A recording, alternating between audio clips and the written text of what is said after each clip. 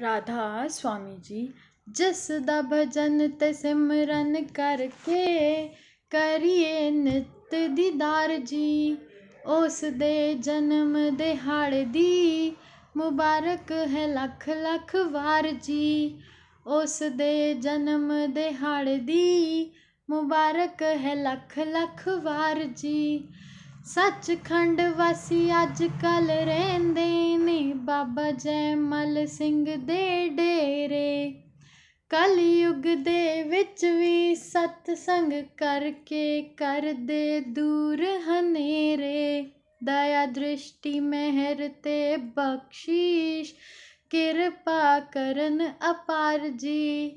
ਉਸ ਦੇ ਜਨਮ ਦਿਹਾੜੇ ਦੀ ਮੁਬਾਰਕ ਹੈ ਲੱਖ ਲੱਖ ਵਾਰ ਜੀ।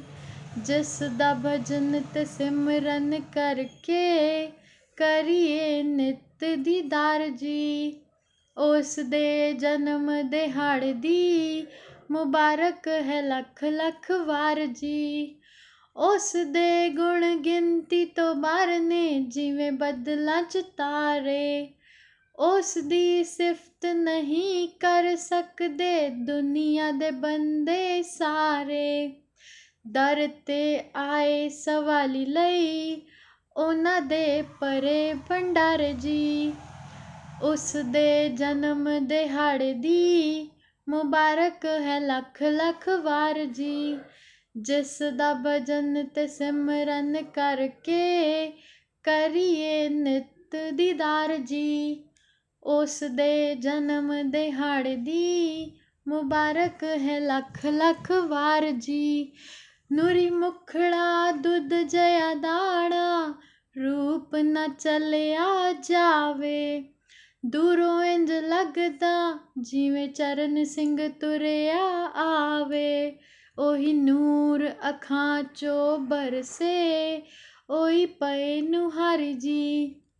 ਉਸ ਦੇ ਜਨਮ ਦਿਹਾੜੇ ਦੀ ਮੁਬਾਰਕ ਹੈ ਲੱਖ ਲੱਖ ਵਾਰ ਜੀ। ਜਿਸ ਦਾ ਭਜਨ ਤੇ ਸਿਮਰਨ ਕਰਕੇ ਕਰੀਏ ਨਿਤ ਦੀਦਾਰ ਜੀ, ਉਸ ਦੇ ਜਨਮ ਦਿਹਾੜੇ ਦੀ ਮੁਬਾਰਕ ਹੈ ਲੱਖ ਲੱਖ ਵਾਰ ਜੀ। ਉਸ ਦੇ ਜਨਮ ਦਿਹਾੜੇ ਦੀ ਮੁਬਾਰਕ ਹੈ ਲੱਖ ਲੱਖ ਵਾਰ ਜੀ। ਰਾਧਾ ਸਵਾਮੀ ਜੀ।